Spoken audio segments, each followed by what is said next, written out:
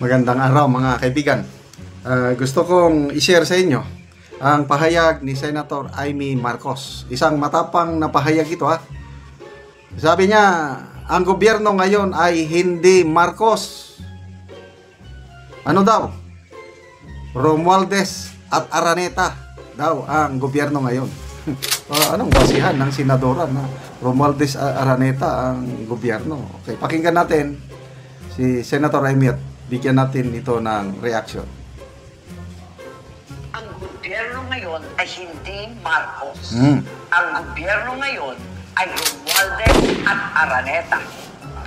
Payo ni VP, ang palit na raw ako ng apelyido. Sagot ko, Inday, hindi ko kailangan magpalit ng apelyido. Marcos ako. I'm me. Ako ay ako. Ako ay si Amy Marcos. At kapag Marcos ka, hindi ka makikipag-alyansa sa mga politikong nagbintang, nagdiin, at umapi sa iyong pamilya. Hindi mo kakainin na isinuka mo para lamang sa politika. Hindi ganyan ang legasiya ng aking ama. Imported na ang bigas. Imported pa ang hustisya. Kaya malinaw, ang gobyerno ngayon ay hindi Marcos.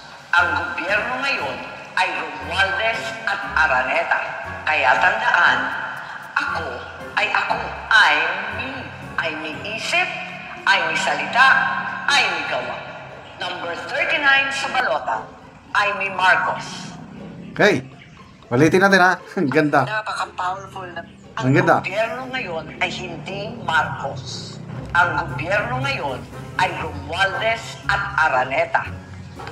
Payo ni VP, ang palit na raw ako ng apelyido. Sagot ko, Inday, hindi ko kailangan magpalit ng apelyido. Marcos ako. I'm me. Ako ay ako. Ako ay si Amy Marcos. At kapag Marcos ka, hindi ka makikipag-alyansa sa mga politikong nagbintang, nagdiin, at umapi sa iyong pamilya. Hindi mo kakainin na isinuka mo para lamang sa politika. Hindi ganyan ang legasiya ng aking ama. Imported na ang bigas. Imported pa ang hustisya, kaya malinaw. Ang gobyerno ngayon ay hindi Marcos.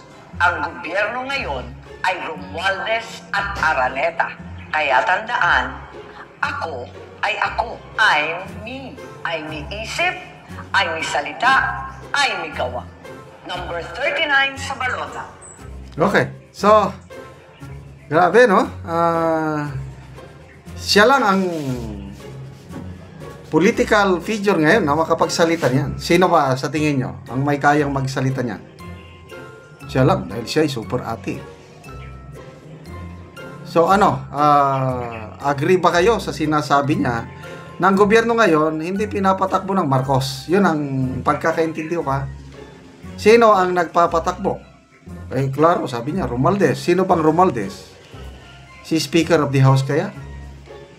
Sino yung Araneta? Si First Lady kaya? Nabanggit niya yung tungkol sa pagpapalit sa apelyido. Sa isang rally, I think sa Tondo ba yun? Sa Manila. Sabi ni DP, ma'am, dapat magpalit ka na ng apelyido. Kasi nadadamay siya sa pagiging Marcos eh.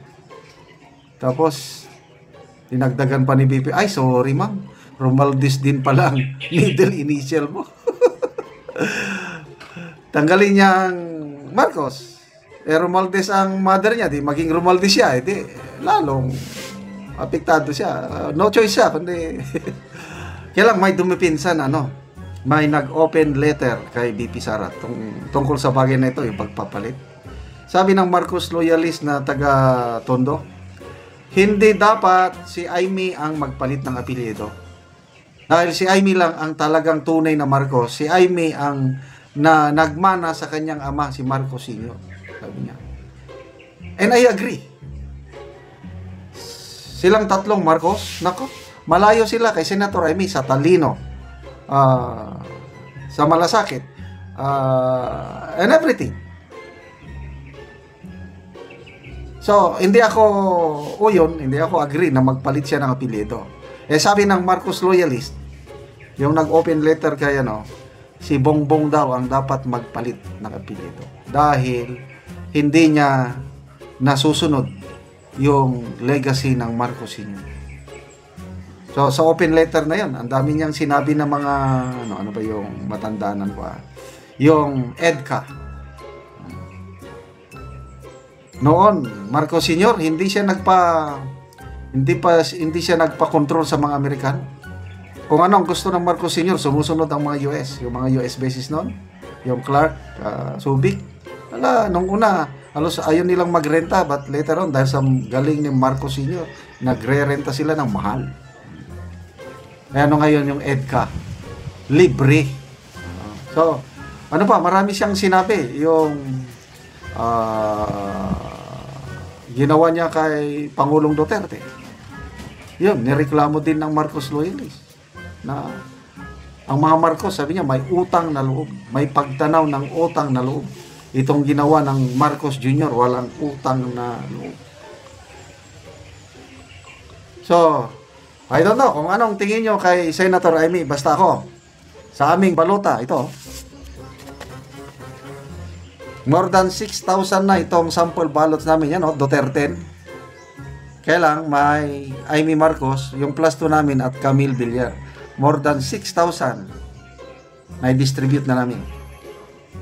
At nagpapasalamat pa yung mga dinistributan namin na, wow, salamat. At hindi na kami mahirapan. Kaya lang, halos lahat nagtatanong, bakit kasama si Amy? Kailangan naming magpaliwanag. Una, pinagkatiwalaan siya ni VP Sara. Una, hindi magkakapareha sa magkakapatid, magkaiba. So, iba si Bongbong Marcos, iba si Amy Marcos. Which is very true. Kaya, ako, gustong-gusto ko manalo si Senator Amy.